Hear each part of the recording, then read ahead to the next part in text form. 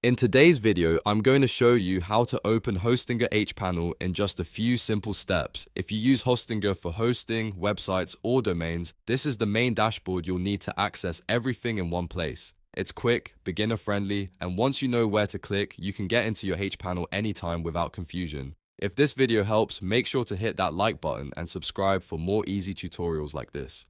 Alright, let's get started. First, open your browser and go to the official Hostinger website. Make sure you're on the correct site so you can safely sign into your account. Once the page loads, look for the Login button, usually near the top right of the homepage. Click Login to continue. After that, you'll be taken to the login screen. Here, enter the email address and password connected to your Hostinger account.